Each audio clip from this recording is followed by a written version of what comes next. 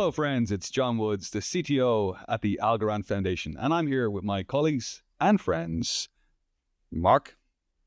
Hi, everyone. And Min. Hi, guys. Good to see you. So, 2025, new year. New Algorand version 4.0 was voted in last week. Consensus was approved by 90% of the stake. Very exciting. And of course, you know, there's a bunch of things in Algorand version 4.0, and we felt like moving it from a 3-point-something to a 4.0 was appropriate because it's a monumental update that most significantly includes staking rewards. That is, the protocol itself will reward block producers in a huge pivot and departure from the original thesis of how Algorand works.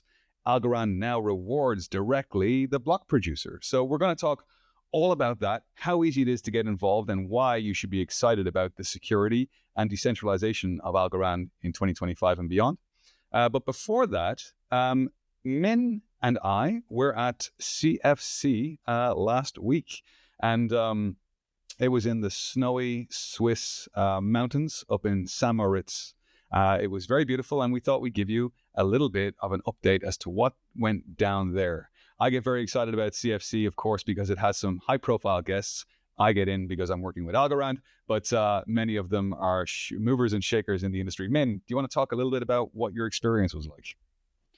I mean, first of all, it was fantastic to get to hang out with you, John, in person. So that was, of course, the highlight of the event.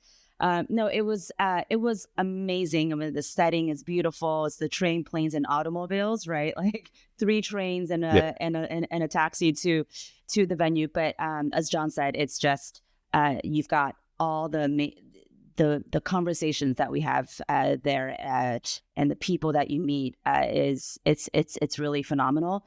I thought, John, it was interesting. There was a lot of conversation about sort of the regulatory environment in the U.S. and how that will impact kind of crypto. There was a lot of over/under in terms of, are we overestimating Trump's impact? And then there's, of course, the counter view that we're underestimating Trump's impact in crypto. I thought that was interesting from 2 very leading figures in our space. I thought that was it was fun to hear sort of a lot of these really thoughtful predictions, if you will, about what's going to happen.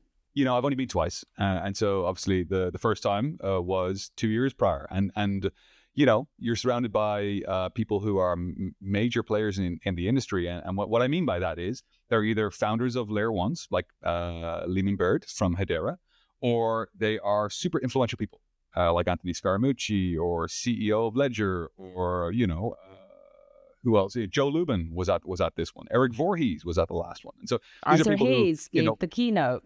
Yeah. Right, Arthur Hayes, exactly. And so they're people who've done something special, I think, in the industry. And I was just going to say, 2 years prior, I was there, and I felt like, there wasn't as much kind of confidence in the room. This year, with the new administration, I guess the removal of Gary Gensler, the seemingly very pro-crypto stance by the administration in the United States, and maybe then influentially permeating other governments and regulatory viewpoints around the world, because the U.S. influence is so strong, that there was not only a hope and kind of an excitement around the technology and around the businesses that are going to be created, but also just this confidence that the industry had a watershed moment that was a point of no return. That's what it felt. It felt like people in the room were finally like, this is cemented, this industry is here to stay, and there's nothing stopping its growth anymore. And that was, for me, the most exciting thing to see from those leaders across the industry. Yeah, there was so much buzz. And then there's so much conversation from institutional investors, right? So these are the hedge funds, the money managers, the asset managers. And, that really, I think, is a signal of the maturity of our space for them to really seriously consider what it means when somebody talks about Bitcoin reserve. What does it mean when they think about ETFs for Solana? I think these are just really great conversations that you wouldn't have expected about a year ago. So I think, John, that's totally spot on.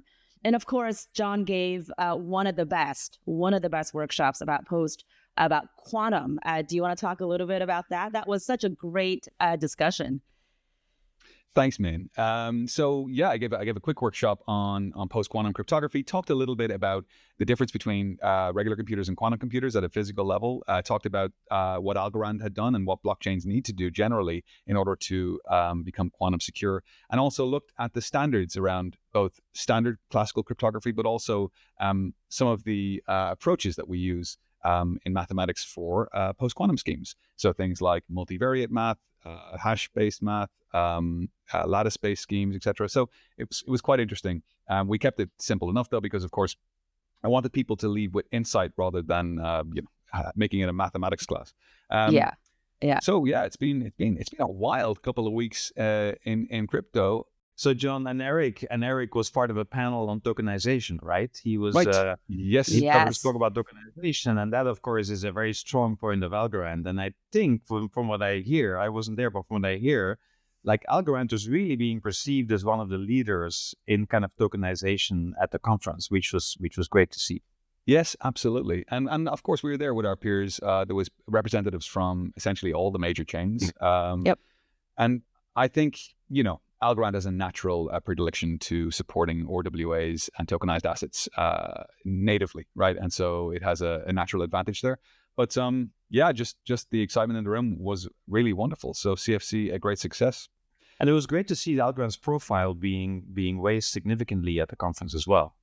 Yes, being part of the conversation, being part of the zeitgeist, and I think that's and I think it reflects in like the type of conversations I think that everybody has had at the conference with other parties there. So totally. And look, I know we don't talk about market capitalization generally, but at the end of the day, we've moved from a position where we were number 70 in the relevance, in the value of all cryptocurrencies, right, to number 30 something or early 40s, and so that's essentially like. Whilst, by the way, the rest of the market has been buoyant and moving, we have, relative to everyone else, also moved a huge number of places up. And so we do have now people speaking about Algorand, and by the way, sometimes learning about it for the first time. And it's a great position to be in. And that's, of course, down to all of the hard work from all the teams at Technologies, at the foundation, and in the ecosystem and community as well. So talking about tokenization, another big thing happened this week. That's the announcement of Conio and Enel to tokenize solar panels.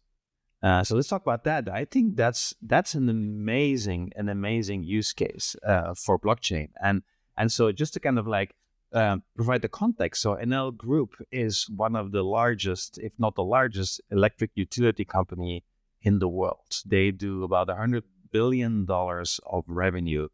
Euros of revenue a year, and so what they're launching together with Conio, who's their technology partner, is the ability for consumers to buy virtual solar panels and have Enel manage those solar panels and then pay out the revenue generated by these solar panels back to consumers. And I think that's an amazing use case because now you're basically starting to disassociate like running of solar panels from having to physically install them on your roof. And I didn't realize this, but in Italy, there's a lot of constraints in terms of like being able to install solar panels on your roof. If you like live in a historical city center, you're not allowed to put solar panels on your roof. Or if you're renting or if you're living in a condominium, you may not have the space or the ability to install solar panels on your roof. And so now you can actually buy a solar panel from Enel, have Enel manage it at one of their solar parks, and then you get the revenue on a monthly basis from the energy it produces by the solar panels that you bought. I think it's such an incredible kind of use case for blockchain. And so it's great to see also like Enel kind of pushing towards more sustainability and rolling this out to the millions and the millions of customers that they have in Italy. It's quite an announcement, I thought. Yeah. I think this has been a work in progress for a long time. That Fede on the team has been really working very closely with Conio's team to build this out. So it's so nice to see it launch. And it's like, to your point, Mark, this is, you can just totally imagine how this can be replicated in New York or in Chicago or in other densely populated cities where installing solar panels is not that convenient. But I think and I don't know the nuances of it, and maybe this is an excuse to bring Fede onto this show at some point, but, I would imagine working with a solar panel and energy company there are a lot of requirements for the blockchain in terms of like how it's tokenized, how it's recorded, what are the ways in which these the administrative and the operations of tokenizing these solar panels look like. I bet you will learn so much actually from Fede about that. And the other thing that's worthwhile noting is that unlike in the crypto world, big announcements that you see from other like big corporations, doing stuff, this is not a pilot. This is this is product. Live. Yeah. This is a real product that has been built over the past year that went live on mainnet, and that is scaling. And that is scaling to the millions and millions of people in Italy who will be able to buy a solar panel and have it tokenized on Algorand. And that's just massive, like real world impact at scale, right? Yeah. And so it's real. It's not hype. It's real. It's super cool. Just as a personal example, like I understand it's slightly different in how you describe, but I have solar panels on my house. My house is relatively small, but it gets good sun and it's quite tall off the ground, so I get good view. How do you mean you get good sun? It's in Ireland. Yeah, but it's south-facing, and I have this like. So, but there's no sun. There is no sun. I've got there is no sun. Yeah, not like California. But I probably generate like 3 kilowatts of instantaneous energy, maybe 2.5 kilowatts of energy on a decent summer's day. And so like it's non-trivial amount of energy. And what happens currently is because my house is too small for a power wall, I wanted to put like lithium-ion cells in and capture the energy I didn't use. But it turns out like I'm generating 80% of my energy needs, but because I don't really use a lot of energy, but it's what happens, I can't capture it if I don't use it in the moment, and of course I don't always need it. It goes to my neighbors, and the electricity company in Ireland charges my neighbors as if they got that from the grid. So essentially, I'm making electricity, and someone else is making money off the back of my electricity and charging my neighbors for things I would probably give them for free. And so it'd be so much better if I could tokenize the outgoing energy and get paid for it. That would be, so much more preferential. And so for me, it's just another example of where the market is becoming fairer and more efficient by tokenizing and by transparency. And so I know it's slightly different in the current implementation, but it's exciting to think that could come because, I really hate giving things away for free. And it's accessibility, right? It's accessibility. Right. Like more people, anybody can go and own a share of, helping, first of all, helping to produce solar energy, but secondly, to be able to earn, I'm assuming like a revenue share of, what it means to produce that. So that's super cool. I wonder, I just really wonder how we can get that across to other cities and do more of these. So I think that's super exciting. Yeah. And it's actually also a use case for payments, right? Because payments ultimately will actually run over blockchain as well. So the payouts will completely run over the blockchain. So I think it's a use case of tokenization, but it's also a payments use case, which I think makes it all interesting. Yeah, for sure. Yeah. So before we move on to talk about Algorand 4, which I think is the star of the day, because of course, as I mentioned, it got voted in last week, but it went live. It activated. The upgrade activated about an hour ago. John, one more spicy. John, can I interrupt for a second? Because when it got voted in, we were all together at CfC, and we had a nice celebratory drink. I think there was like a countdown that took place at CfC. At the Algorand dinner, and then it got voted in. We hit 90%, and there was a small cheers to the whole team. That was so exciting. I just wanted to drop that in for a sec. It was lovely. And Solana was there, and they had just rolled out some cocktails, so we had free drinks from Solana celebrating. And so it was good. It was good fun. But one other spicy, just kind of to kind of frame out some of the last bit of crypto news. Spicy crypto news is that Ross Ulbricht, of course, was pardoned by Trump. And this is like, I know Trump pardoned a whole bunch of people, but it's interesting because Ross was one of the founders of the very first online darknet markets where you could use Bitcoin to buy various services and items that are illegal. And he was sentenced to life in prison.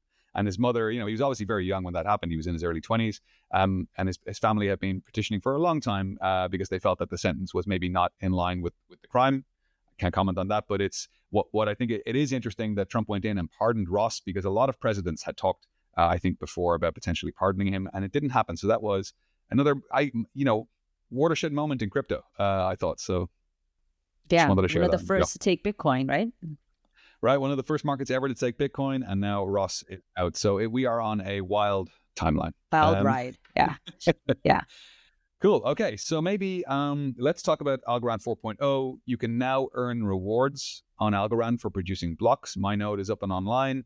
I know there are many different ways that Fred and the rest of the team talked about it on a space last night. You can delegate, you can have pools, you can run a node yourself, you can use liquid staking, where you can send your funds into a DeFi venue, and then they will stake on your behalf.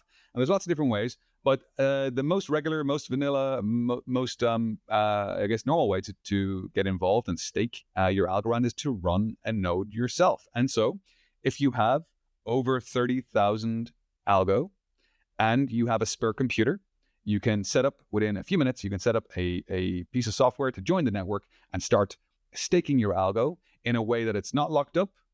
You don't have to worry about slashing. You can move or spend your algo at any time, and it's really easy to do. And so maybe we can talk a little bit about that. Yeah, and I think it's interesting to see like how easy it is to set up a node. As you know, I've been running a node since May of last year. I thought it was very, very easy to set up. And you can see even before staking rewards went live, the number of nodes on the network has just exploded. Yes. And I looked this morning, like I think we were at like around 3,000 nodes, around the turning of the year. We're already up to 3,364 this morning, which is absolutely insane. So the number of nodes that are basically supporting a network just continues to grow very, very aggressively, which is a sign indeed that it's actually quite easy to set up. You don't need, right. You don't need a massive computer. You don't need to kind of host it in a data center. You can just run it, on your desk. And in terms of being, I think, censorship resistant, that's like the most important thing. Like the solo node runners that basically run it from their house are ensuring that the network is secure and also censorship resistant.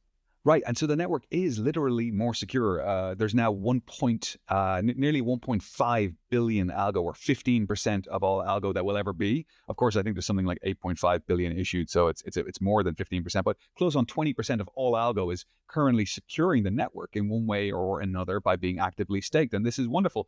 Yeah, I can tell you, whilst I've been working at the foundation, I've seen it as low as 1 billion. So we're now 50% more than that. We only launched an hour ago. Now, I want to be clear because it's important. The foundation and people like Technologies and Hivemind and other people out there who are in the ecosystem a long time, many of those individuals, VCs, etc., were staking their algo to support the network altruistically. Of course, we're not eligible for block rewards, so we won't be when the Algorand Foundation mints blocks, we won't take the reward. The protocol will not reward us because we have not flagged ourselves as eligible for rewards. But our intention is to remove our stake over time. And so we are a large chunk of the stake at the moment, and we want to get that down to a very, very small amount, like single-digit percentage, or 5-10%, something like that, which is similar to what a Solana Foundation or equivalent would support the network with. And so that can happen only when enough people come online and stake and get involved. So please, if you're out there and you have algo, why not put it to work? Secure the network, make it more decentralized, earn a reward, and help us slowly remove the Algorand Foundation stake. And I would say, if you don't have algos, it's very easy to get them. You go to you go to Coinbase, and you transfer some USDC over from Coinbase to your algo wallet. You swap it on Terra, and basically that gives you algos that you can then put to work. Right. And in the first year, the reward is at its highest. A bit like Bitcoin, over time, the rewards will drop. And so in the first year, the rewards are highest, and they're somewhere around, for every 100 algo you have staked, you should expect a reward somewhere around 7 algo. So there's a lot of rewards out there, and so it's worth getting involved. This is industry-leading rewards compared to many of our peers, because, of course, many of our peers started a long time ago and have over time stepped down those rewards. Yeah, and it's also industry leading, I think, just from a functionality perspective, right? Not just the reward level itself, but the idea that there's absolutely no slashing so that your funds are not at risk is very unique, right? Like Ethereum, you can get slashed and it's beyond your control. Like if a node misbehaves, you can get slashed, you can lose all your money. You have to lock up your funds. Like it is quite unique on Algorand that you can just keep the algos in your account. You have full control over. They never leave your account. You have full control over them. Nobody's going to take them from you, and you still get rewards, which is and you get paid in real time. So as you get earn paid a in reward, real time. The block pays out straight away. So within 3 seconds, you see a reward in your account. So it really is, I think, the best experience in home staking that is in the industry. Well, I think Marc, you were you shared some news earlier when we were getting ready that maybe you actually have been seeing some of those rewards come in through your nodes, huh? Well, I upgraded. I was talking to I upgraded my nodes this morning, and then I realized I upgraded them like 5 minutes too soon, so I couldn't send my 2 algo registration message, so I had to redo it. Okay. So I've been watching very closely my node to see like when do I get the 10 algos, and I haven't seen it yet. So I have a separate window open here on my computer that is like running live right now. That is like looking at like when is my first reward going to be paid out? Yeah, that's funny. Not quite there yet. I'm the same. I'm online. I've been online for an hour and a half. Still, I've earned nothing. This tells me we don't have enough algo, Marc. That's what it tells me. I know. You haven't been selected randomly. I see. Yeah. I'm being selected randomly. No. Yeah. I'm far away from hitting the cap of 70 million algos on my node. Yeah. It's great. So should we bring up one of our most brilliant engineers to talk about NodeKit and how easy it is to run a node, and maybe talk to us about what it was like to write software to make node running easier? Because Marc, you said earlier, and I know it's true because I remember when you first joined, you had a node running very quickly. In fact, you were staking within a week or two, I think. And I know you've been doing it for a long time, but I always found running a node quite tricky. Using Goal with just the command line tool was a bit of a pain in the ass. And so we wanted to make that easier. We wanted to make it like take 10 minutes of your time, not 10 hours of your time. And so, our engineering team did that, led by the wonderful D13. He is here with us. He is our core lead engineer, and he leads all engineering for core at the Algorand Foundation. So maybe we can bring him on stage to talk about NodeKit and what his wonderful team have put together in order to make it easy for everyone to get involved. Hello. How does it feel today? How does it feel? It's honestly a celebration. We were on a call watching the ticker countdown to the upgrade round, and I said and meant that on the New Year's Eve countdown, like I didn't feel as excited. Everything went great. We had lots of people shooting for like a key registration just at the upgrade block. I was actually one of them, but I messed up the feed. You needed 2 algo feeds to become folks. But that's okay. We were watching live. I was on that call myself. Some of the guys from Technologies joined as well, and community members. It was all of the Algorand technical committee who is a mixed bunch. But it was wonderful watching the blocks. And Tasos said, 3, 2, 1, and I was like crossing my fingers. Make sure you always have a little bit of anxiousness, when something big clicks over, to make sure that it was all smooth. But it's been great, and we've seen the first payout actually occur. It wasn't to us, but I think it was to Tiny Man, actually. Isn't that right, Tasos? No, it was a guy with aptly the NFT blockproposer.algo. So for one who's participating, we have Folks Finance G Algo Escrow account that got the very first payment. Oh, yeah, Tiny Man was shortly after. One of so many different ways to earn rewards, but the most simple way, of course, I think, John, is what we want to talk about today.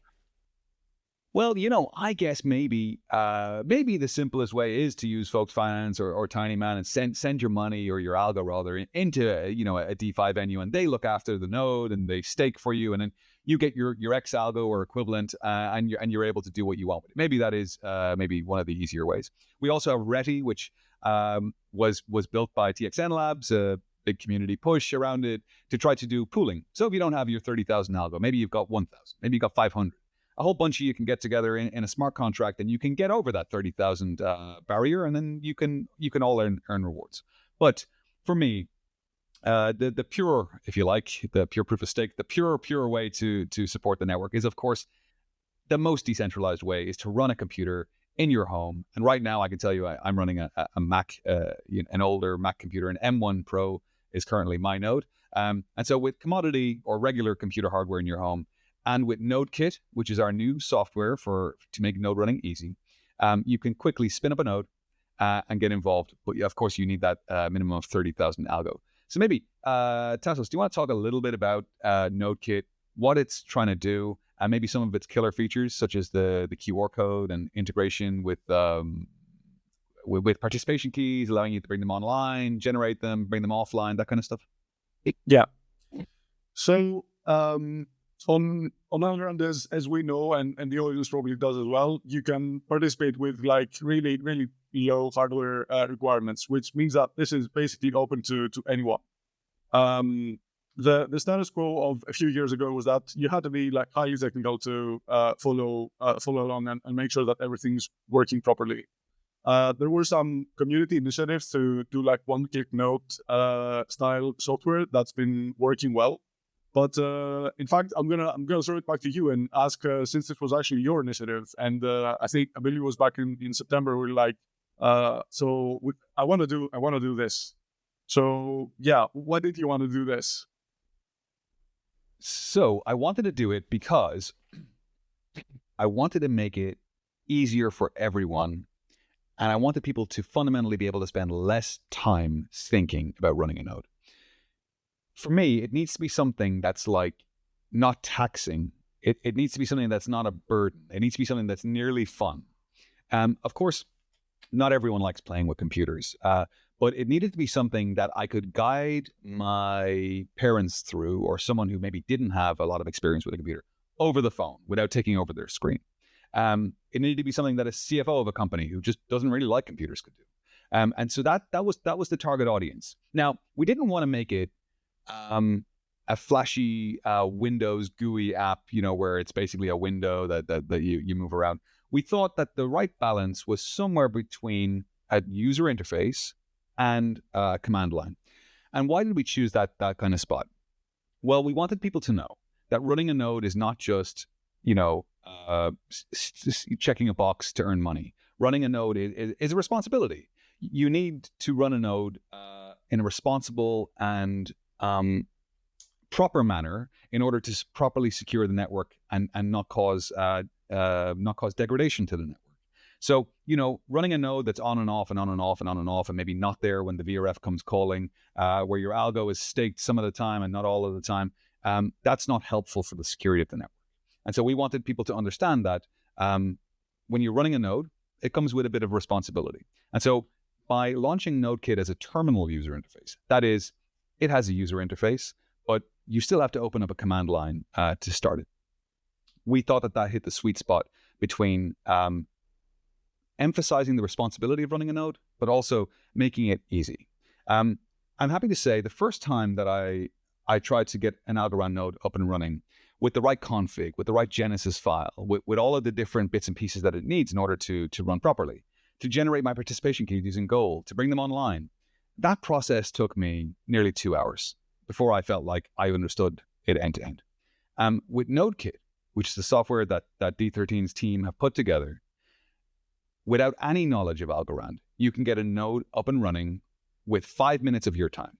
Now, it takes 20, 30 minutes to sync the blockchain, but you don't have to do anything during that piece. The part where you're paying attention, you're reading the screen, you're pressing buttons, that's about 5 minutes. And that's where we need it to be, and that's where NodeKit has gotten us. Another thing that was really important, people who have significant amounts of algo, and over 30,000 algo, I think in anyone's language is significant, because it's, $12,000 or $14,000 or whatever it is. Those people tend to have their algo on hardware wallets secured, as they should do. We needed NodeKit to make it easy to stake without your algo leaving Ledger. We needed it to be something that you could just point your Para app backed by your Ledger at a QR code and register your keys online. And so, Yeah, I think you guys achieved it with what you engineered, and it's wonderful. And I am a happy customer. So, was there any engineering challenges you'd like to talk about, Tasos, that you felt that were worth highlighting, or is there any new features coming up for NodeKit that you think are we're talking about? In the process of building NodeKit, we've created 2 arcs. That's a request for comment for Algorand, which is how we define our standards, which we aim to use to like improve the node running and key registration experience like across the board. So one that's fairly new is that there's ARC78, which is a way to encode a key registration transaction entirely as a QR code. So this isn't a QR code that you scan in order to then connect via Wallet Connect and then pass the transaction through. Everything's already in there. And so part of what NodeKit does, and I'm hoping that other solutions will also offer, is go everything you need for your wallet to sign and then submit the key registration on its own into QR. And so one of the 2 ways that we offer signing is that we just show you this QR, and if you have the latest para, you scan it, you sign it, you send it, and it's done. So being able to focus on this with the foundation's resources, but also having some existing community projects taking care of the graphical user interface route actually helped us say, all right, given that there's already something that works really well on Windows, what's the best thing that we want to do? What's the best environment for us? And somewhat counterintuitively, this is a terminal user interface application, which are traditionally aimed at, a certain level of competence with the command line and technical competence in general. But we've tried to make it almost gamified. We've tried to make it so easy that we can invite people to try out the command line. It's obviously super early, both in NodeKit lifetime and in staking rewards, as we were saying, just get one live an hour and a half ago. But I want someone who would normally be intimidated to open a terminal and do stuff to watch a video of someone doing it and say, this is one of the games that I might have played in the 90s. This looks easy. You just use up and down arrows and you press a couple of keys. So yeah, it's maybe a little bit counterintuitive to say that we went with a terminal user interface and simultaneously we're aiming at lowering the bar. But I feel like we're slowly getting there. The difference between how it used to be and how it is with NodeKit is with NodeKit you can't go wrong. Okay, you know where you end up is in a good place because you're on rails. You get in to a little car and you're on the rails, and it brings you like a monorail to the final station. And sure, it's not completely trivial. You still have to turn your computer on, open a terminal type of command, and as you say, press up or down or enter or whatever. But you are not going to end up in a place that you have a badly configured node, and that I think is really, really important. Tell me. What I thought was really interesting is the biggest challenge I had with setting up my node is trying to figure out with the command line is I'm doing the calculations myself. When is the starting block? What is the end block? How many participation keys do I need? How the square root of this and whatever. And so you had to do these manual calculations, which are not that hard, but you kind of have to.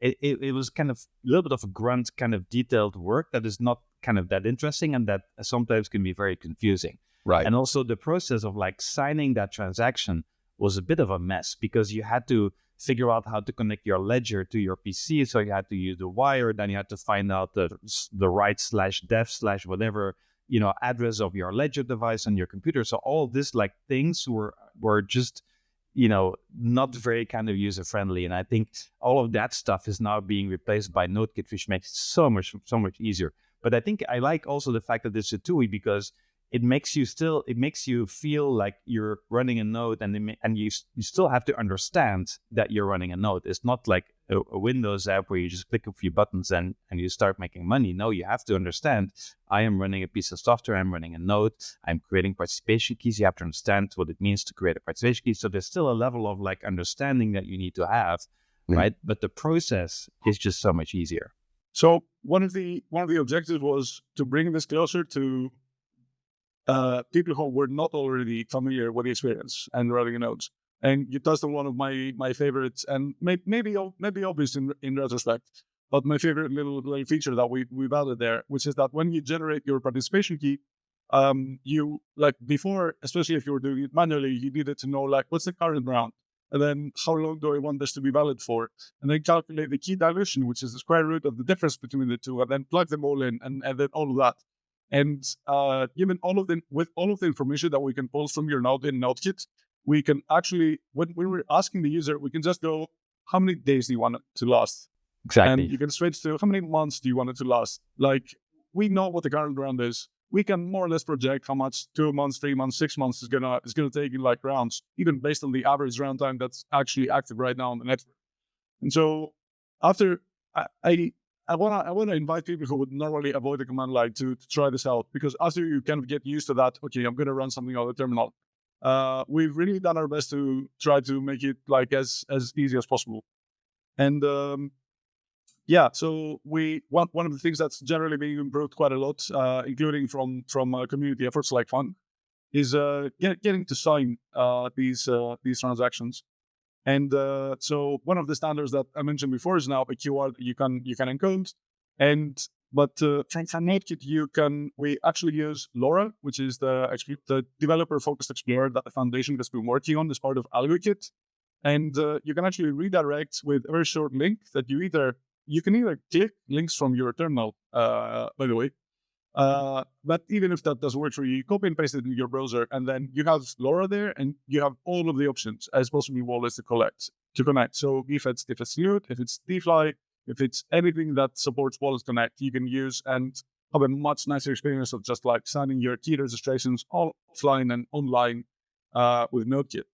And then another arc that is actually being finalized, it's not quite ready to roll out yet, is proposing like an integrity hash for participation keys. And so for people who might be copying these fields by hand to some tool to perform the key registration online, they might inadvertently leave something out or like somehow corrupt the values. And this could even happen like mechanically, not through human error. And so what we are proposing is a short identifier that's really 13 characters long. The 13th part was actually accidental. So it's 13 characters long, and it's the same character as the addresses, as the account address. So it's A to Z and then 2 to 7. And so you have a short identifier that you'll see on your wallet and then on your nodes and also on explorers that completely identifies all of this information that you currently have to check by hand. So if you want to be a very diligent node runner, when you're signing a key registration transaction currently, you have like 3 key fields, which are 32, and 64 characters bytes long, and then 3 numeric fields for first valid, last valid, and a key dilution. And if you want to be really diligent, you need to check like each and every one of those. And the idea is that this 13 character identifier is going to represent like all of those as a checksum or a hash. So that you can just at a glance see that, yes, this is the correct like the key registration that I'm meant to be signing. Part of the whole making you feel comfortable you're not going to do anything wrong package, which I really appreciate. I think, John, when you said like this is one of the biggest differences is that you can have the comfort that you won't mess up, because that is my biggest fear when I run anything on command line is like, am I in the right folder? Am I running the right command? Am I going to mess something up when I run this command? So this like the guardrails is, I actually quite appreciate that, and super helpful. And this, checking to make sure that this package as well. Yeah, totally. And it's about the time as well for me. I helped a pal of mine this morning set up a node, and like, it's a one-liner. We hit enter twice. He presses Y on his keyboard, and then I say, okay, I'll call you back in 25 minutes when it's synced. Call him back in 25 minutes. I'm like, okay, cool. Press G. Yeah, put in your account, hit enter, scan that, sign it. Okay, you're online. Like, that is so much nicer than when I used to have to give my friends support, and it'd be like, type goal. No, like, when you score in soccer. Yeah. Now press space. Now get the square root of. So yeah, it is really great and well done. And by the way, you can do all this cool stuff. You can have great staking. It can be no locking, no slashing, secure, pay in real time. It can have really great rewards. You can do it at a protocol level, but if you don't make it relatively easy for people to get involved, they're not going to. And so you need that confluence of both attractive staking. At the same time, you got to make the user experience fun. And so I think the team have done a good job in getting there. Wonderful. What do you Appreciate think? it. Should we bring in like our ecosystem correspondent, and maybe he can give us an update on what's happening in the ecosystem with regards to staking and any other activities that are happening? Sounds great, Mr. Let's Fred do it. Estante. Hey team, it is an absolute pleasure to be back in such a remarkable day, right? I mean, V4 is here. So freaking exciting. So yeah, pumped to be back. Thanks for inviting me. So Fred, what's happening? What's happening in the ecosystem? Like, are people getting excited about staking? There's lots of options, right, from our ecosystem projects. Yeah, my X feed is blowing up. I absolutely swear that I was paying attention to everything you discussed that was not on Twitter in the last few minutes. But yeah, the feed is blowing up. People are so excited. I just got my own pair of notifications here of a block that I proposed just a couple of minutes ago, getting the rewards. So it's just so exciting. No, so good. Great notification, by the way. Love it. So anyway, I think maybe we can get started today with the ecosystem roundup, but we just start with a very short summary of the 5 main options that our users, our community members can join to participate in staking rewards, right? So option number 1 is what, Tasos and John and you all have been discussing in the last few minutes, is that you can, run your own node. So basically solo staking by running your own node and using NodeKit, which is a great tool. So that's option number 1. Option number 2, you can do liquid staking. So you can join one of the 5 liquid staking providers in our ecosystem. There's Fox Finance, Tinyman, Messina, Compax, and Vestige. So join any one of those 5, and you'll be able to secure the network and get rewarded for doing so. You can also join consensus-compatible liquidity pools, a very innovative, novel solution by our friends at Pact. You can also do direct staking through the Ready poolings built by our friends at Transaction Lab and Nodely. And at last, but certainly not least, we can also do peer-to-peer staking through Valar, right? So we have 5 main options and several providers amongst those options. And to the point that John mentioned earlier in the episode today, just yesterday, last night, we had a great spaces with all of these providers that each one of them, spent a couple minutes talking about their solutions, their offerings, what's different, some incentives, some extra incentives they may have. So I highly recommend that, if you're interested and still don't know what you're going to do, just go out there and find the recording. It's on the Algorand Foundation X profile. It's everywhere. People are retweeting it like crazy. So just listen to that. It's going to take you 15, 20 minutes. You're going to get a pitch from all the different providers, and then you can choose your favorite. And so if I'm a node runner myself, right? So of course I stake my own algos, but now I have 2 additional options with this, right? I can create a pool and have people participate in my pool, and of course I'm going to be competing against John on this, and Fred, you too. Like we have to, like I'm not sure if the competition is going to be around commission, like who's going to have the lowest commission, but we'll see how that goes.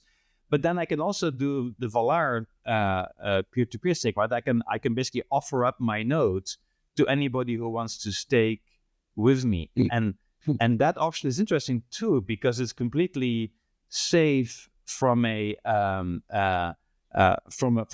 staker perspective, right? They can keep the algos in their accounts. They don't have to be transferred anywhere. They stay in their account and just delegate the participation keys to my node, and then my node runs on their behalf. Is that right? Yes, you were spot on, Mark. Nothing to add. So if you are a node runner, so this is a call out to all the node runners out there. If you have spare compute on your node, definitely consider either launching your own Ready pool, or if that's not your thing, maybe join the Valar network and just let people delegate their voting keys to your node. So lots of incredible options for node runners out there and for the community. So how many of those things can I do on my node? Is there a limit?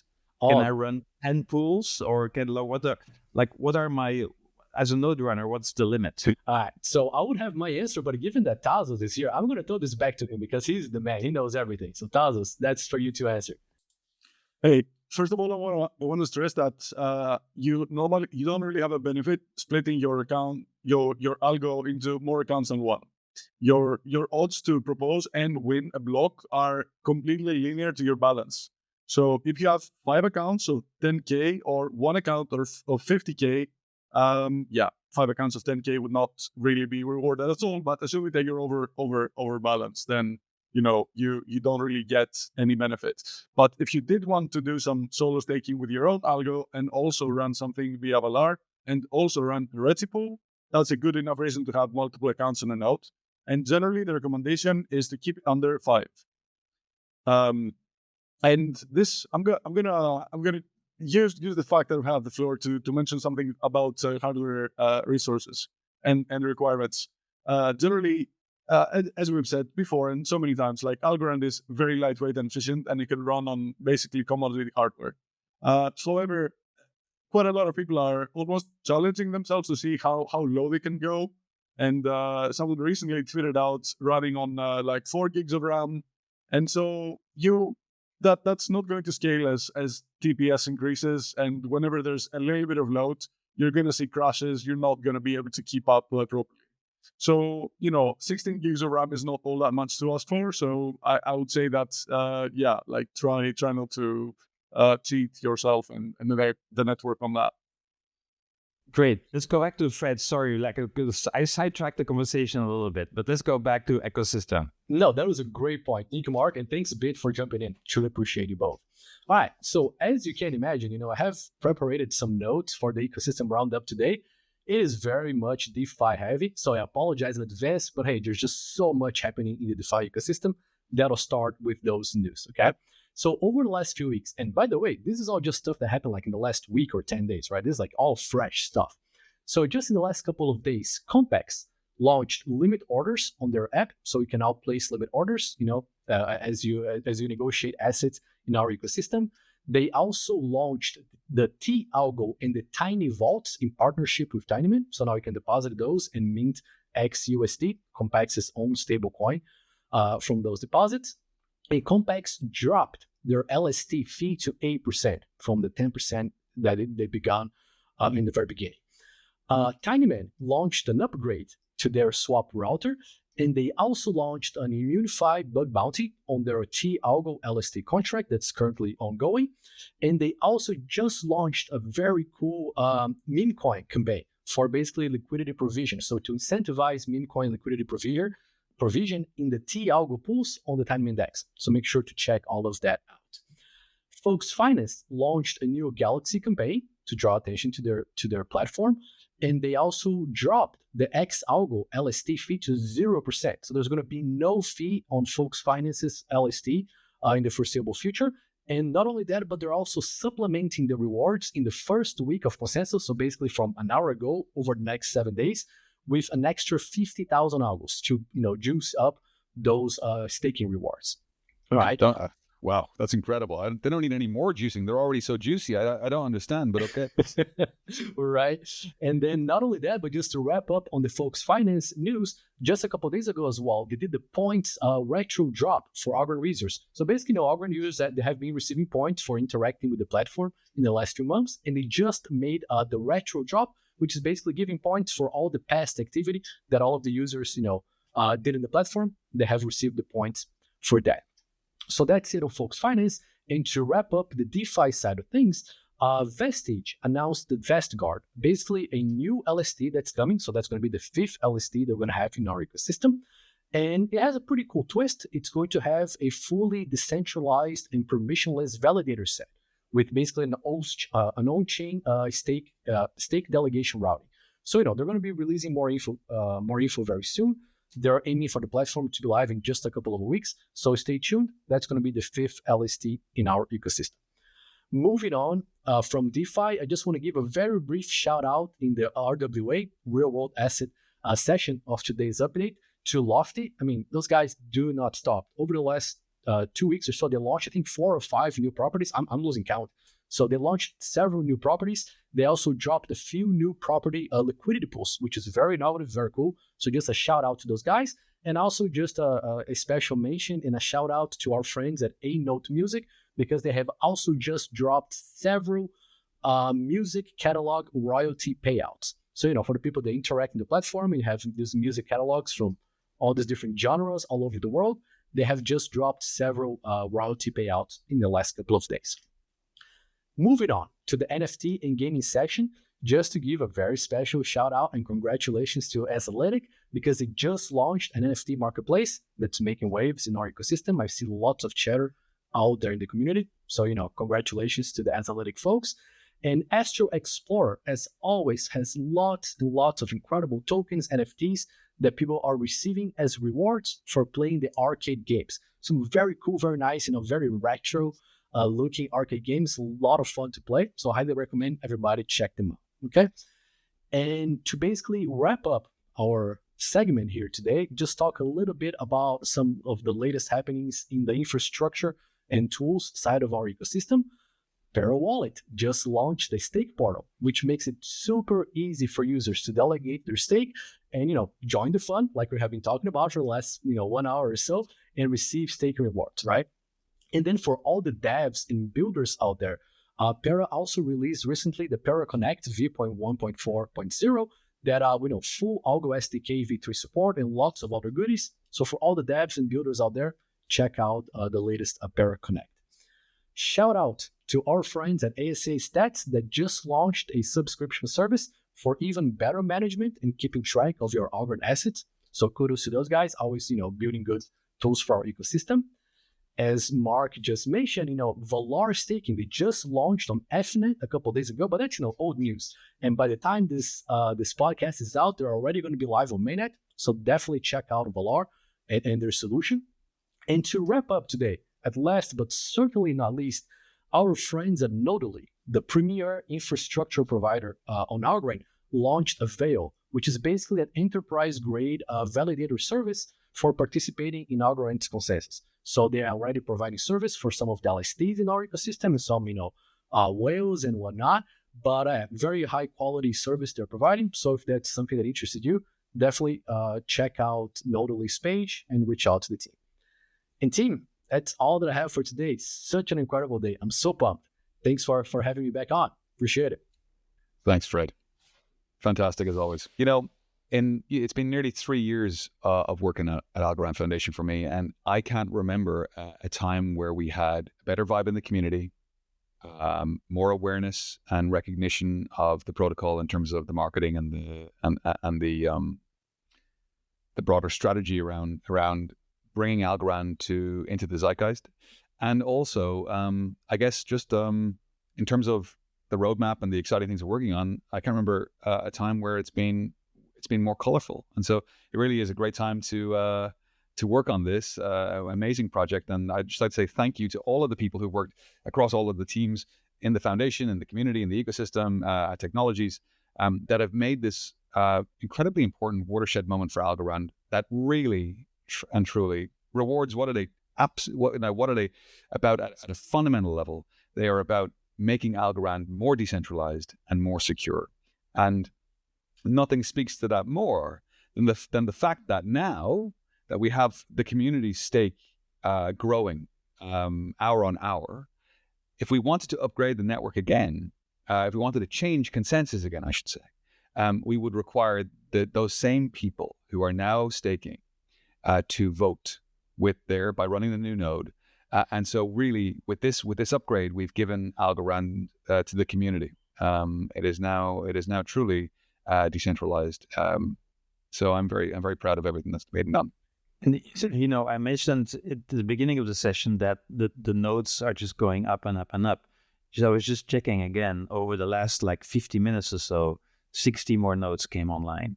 And so it just continues to go up, and it's just so exciting to see the enthusiasm from everybody in the community. And I think it's going to be a great opportunity for people to come join our community and come stake with us. It's never been a better time or a more rewarding time. Very well said. And I think that this is one of the few, in my time here, this is the first time I've really seen everybody rally around one thing. Everybody came together and really kind of worked together to make this a reality. And it's actually just really beautiful to see, right? There were moments where we didn't all agree as a community, as an ecosystem, but this is the one thing that really bonded everybody to work together. So it's a big move for the network. It's also a big move for the ecosystem. Yeah.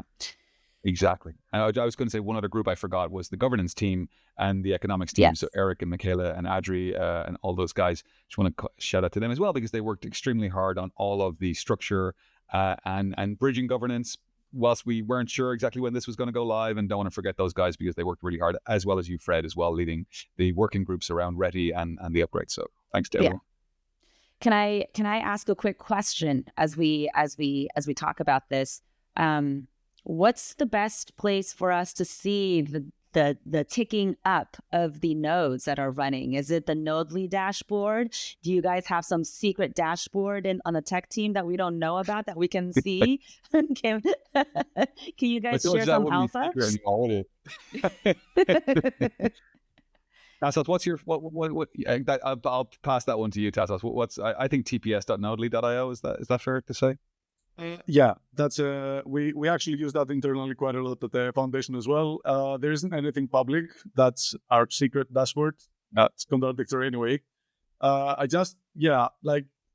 wanted to take the opportunity as well to just point out what an incredibly massive lift it is to retrofit a network that's not built for staking rewards. Since it was announced around this time last year to full deployment on mainnet this year, between everyone involved from Algorand Technologies, who has done an incredible job with this, like JJ, looking at you, everyone at the foundation who's been involved, everyone in the community who's taken this up and run and built stuff around it. It's been great. And we've also been pretty lucky. Something that someone mentioned back in October, November is like, what are we going to do if the market deflates? If we go into full-on bear market, turn the curve, everything's going down. Then the answer to this is we can't do anything. We're going to do what we're going to do. We're going to launch when it's ready and tested and done. And if the tide is turned and if the sentiment is bad, then it's bad. But not quite there yet. It's vibes are immaculate all around, and it's been a great day. Surely has. Okay. Amazing. I guess we'll wrap up there. I think we've covered everything we wanted to cover today. But yeah, go Algorand. Wow, what a moment. And I think I've just earned my shirt. Absolutely. Yes. Thanks, Tasos. Thanks, Fred. And thanks, Marc. And thanks, everyone. Bye. See you.